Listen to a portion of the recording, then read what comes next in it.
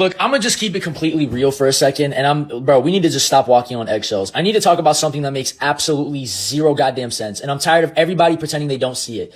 So look, no disrespect to Jewish people at all, but I genuinely don't understand how you could have the privilege and opportunity of a white person, but act as or more oppressed than a black person. And I'm not saying this to minimize the Holocaust or say that the Holocaust was good, because genocide is bad no matter what. But the difference is, you guys got endless amounts of opportunity, reparations, wealth, and success before, during, and after that shit, okay? Other people such as indigenous and black people didn't get shit after their genocides, massacres, slavery, etc. So don't do that shit, okay? Because it's not the same. And I'm not trying to compare or minimize pain, but Middle Easterns go through way more shit than you guys do, especially since the Israeli government is and has been causing 98% of the problems in the Middle East and around the world for generations, for decades, for centuries. And I'm not making this video to be anti-Semitic or call out or you know, cause hate speech against Jewish people. That's another thing. Every time you guys get called out for bullshit, you immediately deflect and try to use that anti-Semitic card to protect yourselves and avoid accountability. And it's crazy because Zionists in America and Israel get the benefits of white privileged people, but talk like they're black people during slavery. Who the fuck is oppressing them now? Because it's not the 1930s or 1940s anymore.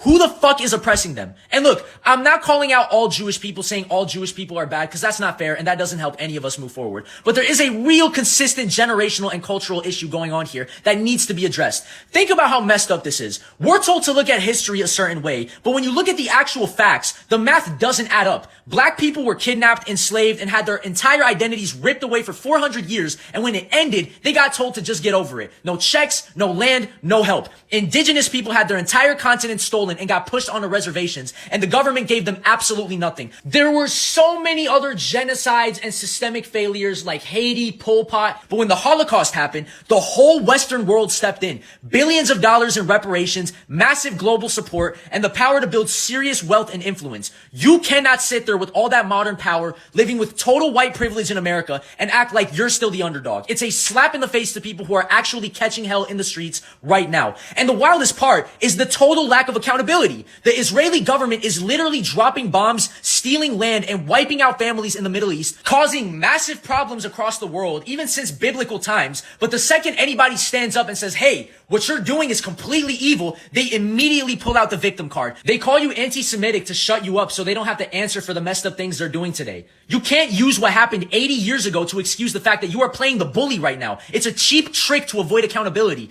and people are finally waking up and calling it out. The root of the whole problem is that the people running the world have created a double standard for human pain. They decided that some trauma matters more than others because it serves their political goals. They let one group use their history as a permanent shield to do whatever the fuck they want, while black, brown, and Middle Eastern people are told to shut up and deal with the ongoing violence and poverty and systemic oppression and the amount of getting fucked over by the government that the system locks them into. The only way we fix this is by stopping the double standards completely. A body in the dirt is a body in the dirt, and a bully is a bully no matter who they are. We have to stop letting people hide behind the past to justify hurting people in the present. Everybody needs to be held to the exact same standard and get the same amount of equality and equity, and nobody gets a free pass to oppress others just because their ancestors went through a tragedy. True justice means calling out the bullshit wherever it is. Flat out, period. And let's look at how the system protects this double standard, because this is where the real game is played. I'll give y'all an example. If a black person talks about the legacy of slavery, or an indigenous person talks about their stolen land, the world tells them to stop complaining, shut the fuck up, move on, and pull themselves up by their bootstraps. It happened so long ago. But the second you point your finger at the Zionist establishment or call out the Israeli government's actions, the entire system orchestrates a hit on your life. They try to take your job, cancel your contracts, cancel you, ban your social media accounts, fuck with your bank accounts, destroy your reputation overnight, shit, and other times kill or assassinate you. Why is it that calling out one specific group can cost you your entire livelihood while the systemic oppression of everybody else is just treated like casual debate? It's because it was never just about a tragedy in the 1940s. It's about protection of power. The elite built a fortress where they get to use their historical scars as a multi-billion-dollar political corporate shield, while the rest of the world is left bleeding in real time. If you have the power to silence the world, you aren't the one being oppressed. You're the one holding the microphone. You're the one controlling the textbooks and the history books. You're the one that controls the narrative. Stop fucking playing.